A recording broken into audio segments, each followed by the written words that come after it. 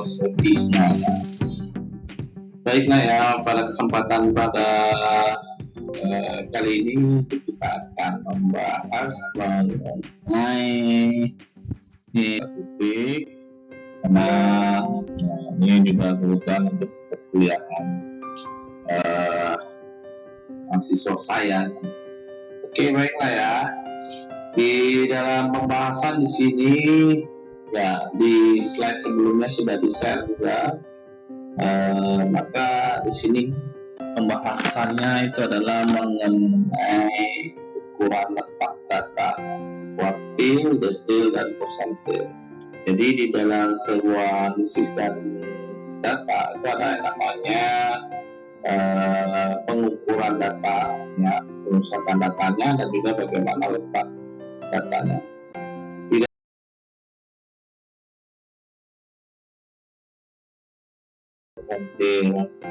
Nah, di sini ya, untuk berbicara tentang ukuran letak data, apa sih ukuran letak data? Ukuran letak data di sini jelaskan bahwa ukuran yang menunjukkan di mana bagian data tersebut itu terletak pada suatu data dan di mana yang sudah diurutkan. Biasanya kalau kita sudah mengumpulkan data, seperti apa data itu nanti akan kita urutkan. Maka di sini ada yang namanya letak data tersebut. Ada kuartil, ada desil, dan ada persentil. Apa itu kuartil? Di sini kuartil dijelaskan nilai yang membagi data menjadi 4 bagian sama banyak. Ada yang dimana di sini masuk ke dalam kuartil bawah yang disebut dengan Q1, kemudian ada kuartil tengah, kemudian Q2, dan ada kuartil 3, ya, masuk dalam kuartil atas. Di dalam kuartil di sini, ya, itu ada kuartil data yang berkelompok dan ada kuartil yang tidak berkelompok. Nah, mungkin kalian bisa melihat, ya, di situ ada rumus kan dalam khususnya untuk dari data berkelompok. Misalnya di sini ada letak QI. Nah, QI ini berarti membicarakan kira-kira kuartil keberapa yang akan dicari. Nah, I di sini adalah banyaknya nanti akan kuartil dicari, dan N adalah banyaknya data yang akan digunakan. Nanti dari itu tadi ditambah 1 dan dibagi dengan 4, karena itu tadi adalah menjadi 4 bagian tadi, ya, di dalam khususnya untuk kuartil. Nah, kemudian data berkelompoknya di sini bisa dilihat, ya, bahwa untuk pembicaraan dalam data berkelompok kita akan berbicara tentang bagaimana mencari dari Q1 tadi atau QI, ya. Nah, di sini ada tepi bawah yang dimasukkan, ya, kemudian juga ada interval kelas yang digunakan, kemudian bagaimana frekuensi dari kelas yang digunakan. Nah, ini hampir sama dengan kuartil, ya, yang membagi data. Cuma bedanya kalau tadi dibagi menjadi 4 bagian, kalau ini dibagi menjadi 10 bagian besar. Ya, dalam hal di sini misalnya desil tertindung dengan lambangkan D, ya. Ada 6 jenis, di sini ada D1, D2, D3, dan sampailah D9. Nah, di dalam desil juga sama, ya, seperti kuartil tadi, juga memiliki data tidak berkelompok dan juga memiliki data berkelompok. Nah, hanya membedakan di sini dengan kuartil tadi, ya, bagaimana banyaknya data desil tadi dicari itu akan dibagi dengan 10 nih, ya. Nah, jadi dibagi dengan 10 bagian, kalau yang tadi dibagi menjadi 4 bagian. Kemudian yang berikutnya ada persentil, ya. Persentil juga sama, cuma di sini merupakan nilai yang membagi menjadi 100. Sedangkan persentil masuk ke dalam pembagian 100, ya. Ya, di mana di sini biasanya disingkat dengan lambang P, ya. ada PI dan I, N plus 1 dibagi dengan 100, kemudian data berkelompok ada yang dibalik khususnya 100 ini ya, bisa kalian lihat di sini. Kemudian juga kalau yang tadi bagi dengan misalnya di sini kuartil ya, contoh dari kuartil data tidak berkelompok.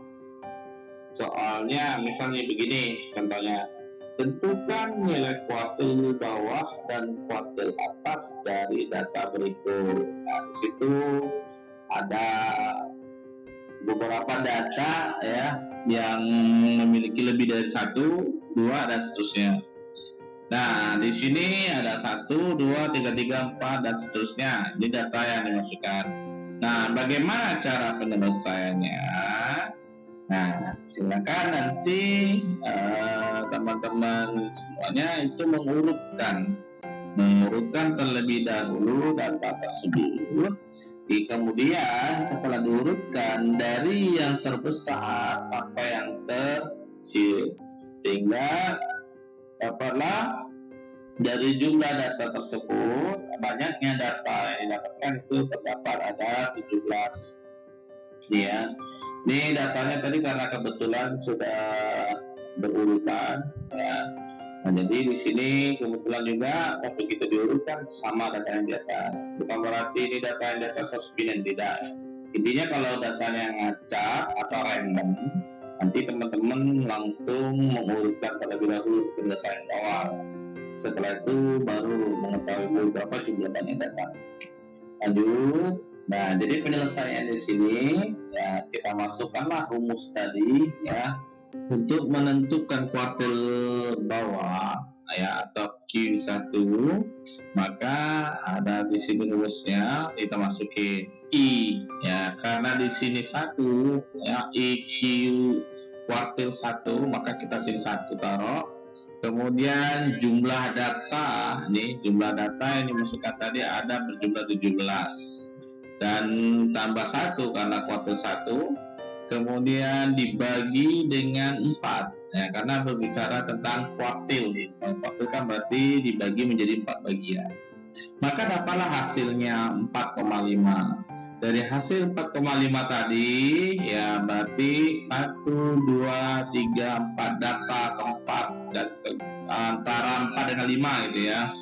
Berarti di sini dapat rumus ya di hasil tadi jumlah dari X4 berarti karena 4 ini tadi, karena 4 kali ini dibuat menjadi 4 ditambah dengan 0,5 nanti data dari khususnya kuartil atas dan kuartil bawah itu ditambahkan. Karena tadi 4,5 berarti dia akan masuk ke data keempat dan data kelima ya. Karena di sini data 4,5 nggak ada ya, 1, 2, 3, 4 berarti antara 3 dengan 4. Maka di sini data 3, 4 itu adalah data teratas, 3-nya adalah data terbawah. Maka di sini ada X5 plus X4. Maka data tertinggi dan juga data terbawah itu dikurangi. Nah, dapatlah hasilnya di sini untuk kemudian untuk menentukan letak kuartil 2. Nah, kuartil 2 di sini tengah berarti ya. Maka di sini dapatkanlah ya kuartil 2 berarti I-nya itu 2 ya. Kemudian 17 plus 1 dibagi dengan 4. Maka dibandingkan di sini dapat 36 dibagi 4 dapat 9. Jadi data ke-9 dari data di atas tadi itu adalah, kita lihat nih, itu 1, 2, 3, 4, 5, 6, 7, 8, 9 ya. Berarti di data ke-9 itu adalah 7 ya. Kemudian juga begitu kita ambil dalam untuk dari data ketiga ya, kuartil 3, maka dapat dari sini ya hasilnya 13,5. Dari data kuartil ketiga itu maka dapat di batas bawah, batas atas ya, itu adalah 8. Ya. Itulah dalam kuartil. Ya. Kemudian bagaimana dengan desil? Ya, contoh soal seperti ini. Ya, ada data, kemudian disuruh cari desil ke-1 dan desil ke-4. Penyelesaiannya ya seperti itu tadi bilang, diurutkan terlebih dahulu, kemudian baru kita hitung sesuai dengan desil, ya berarti dibagi menjadi 10 bagian. Ya, sini dapat rumus, maka dihasilkan ada 1,1, maka di sini ya desil saat pertama terletak di urutan ke 1,1 tadi, sehingga antara data pertama dan data kedua, itu data keduanya adalah data tinggi dengan data terbawah, ya x2 nya data teratas, x1 data terbawah, maka dapatlah hasil dari desil 1, ya desil ke-1 tadi itu 4,1. Nah, kemudian bagaimana mencari desil keempat? Nah, atau diurutkan data keempat. Maka dapat di sini desil 4 ya, itu hasilnya adalah 4,4. Nah, setelah didapatkan itu ya 4 kali dengan 10 plus 1 dibandingkan dengan 10, 44 dibagi dengan 10 maka hasilnya 4,4. Dan dalam hal di sini ya maka kita sudah mengetahui berarti urutan desil 4 itu ke 4,4, maka dari batas bawah dan batas atas tadi ya berarti diurutan ke data keempat, yaitu x4 tadi disebut x4 ya, itu berarti data keempat, maka data keempat itu akan dikurangi dengan data kelima sebagai batas atas, maka data keempat itu sebagai batas bawah, nah itu akan dikurangi dan dapatlah hasilnya di sini itu 6,4. Oke, lanjut berbicara tentang persentil. Ya, nah di sini contoh dari data tidak berkelompok persentil. Tentukan persentil ke-30 dan persentil ke-75 data tersebut. Nah, di sini kita dapatkan ya persentil data 30, maka dapat hasil 30 ini dibagi 100 dapat 3,3. Dari data ke-3,3 maka di sini ditemukanlah bahwa dari persen 30 itu 5,3 ya. Dapat dari mana? Ini tadi ada batas X4 atau data keempat dan juga data ketiga. Karena kan posisi data ke-3,3 itu antara data ketiga dan data keempat. Jadi P30 itu adalah 5,3. Dengan persentil ke-75 maka dapatlah sini hasilnya 8,25. Jadi dapatnya dari urutan data 8,25 tadi ya, maka dari persentil 75 dari data 8,25 tadi ditetapkan, berarti 8,25 itu posisi datanya adalah posisi data yang ke-8 atau X8. Nah, berarti di sini antara batas bawah dan batas batasnya adalah antara X8 dan X9. Jadi dapat di situ ya X9-nya itu adalah 10, X8-nya adalah 9. Kita hitung mana ya? 1, 2, 3, 4, 5, 7, 8 ya. Nih, 8 di data ke-9 dan 10 di data ke-10 ya. Maka hasil dapat 9,25. Oke ya, itu yang persentil data tidak berkelompok. Sedangkan data berkelompok ini berarti dia memiliki frekuensi ya. Berarti ada interval ya, kalau dalam data berkelompok itu dia memiliki interval plus dan kemudian ada frekuensinya. Misalnya yang mendapatkan 7,2 sampai 7,24 itu ada 2 orang. Yang mendapatkan 7,24 2,5 sampai 7, 2,7 ada 5 orang dan seterusnya. Ya, cari dari kuartil 1, 3, 6, desil 6 dan persentil 50. Berapa datanya? Nah, dicari dulu frekuensi I-nya ya. Setelah dapat berarti 2% dalam data pertama, 7% data kedua dan seterusnya. Dan baru kita masukkan rumus dari data berkelompok tadi. Ya, hasilnya dapat kuartil pertama dari adalah 73,23. Nah, bagaimana penyelesaian data kuartil dari 3 ya, kuartil 3. Kalau tadi kuartil 1 ya. Kemudian ini adalah kuartil ketiga.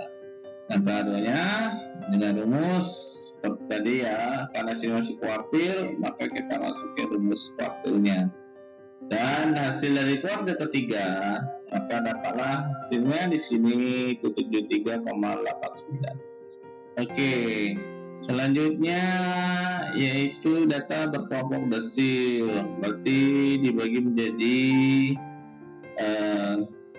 10 bagian ya. Oke. Maka di sini yang langkah pertama yang dilakukan adalah menentukan kelas yang memuat nilai desil ke-6 yang terletak di 60% atau lebih kecil, sehingga menggunakan kelas 6 ya. Nah, berarti kelas 6 itu berarti saya 1, 2, 3, 4, 5, 6. Nah, berarti antara 57 dan 80. Oke, lanjut menghitung dari desil ke-6 nya, maka didapatkanlah hasil 73,69. Artinya dari 60% dari observasi yang didapatkan tadi itu lebih kecil dari 73,69. Maka di sini dia posisinya di sini, ya kan? Antara dari frekuensi dari 73,4 dan juga 73,7. Oke. Lanjut ya, data persentil berkelompok ya, persentil berkelompoknya kita mencari persentil 50. Nah, langkah pertama menentukan kelas yang memuat nilai persentil 50. Nah, berarti di sini langkah keduanya lanjut ya kan. Nah, langkah keduanya kita masukin dari rumus, maka didapatkanlah di sini terletak untuk batas LU-nya tadi itu ada 73,35, berarti posisinya di sini ya kan, 73,35 nih ya kan, karena dia posisinya adalah persentil 50, berarti 50 antara 30 dengan 57, maka dia posisinya di antara apakah 13 frekuensinya atau 27. Oke. Nah, di sini masukinlah ya data tadi ya, hasilnya dapatlah dari persentil 50 itu adalah 73,57. Artinya 50% dari observasi mempunyai nilai sama atau lebih kecil. Ya, demikianlah ya. Jadi dapat sebuah kesimpulan bahwa ukuran letak adalah ukuran yang menunjukkan pada bagaimana data tersebut itu digunakan dalam sebuah data yang kemudian data tersebut itu diurutkan. Dalam hal di sini ukuran letak datanya terdapat kuartil, persentil, desil ya, yang dimana dari khususnya ukuran data tadi itu bisa dikategorikan ke dalam data berkelompok dan data tidak berkelompok.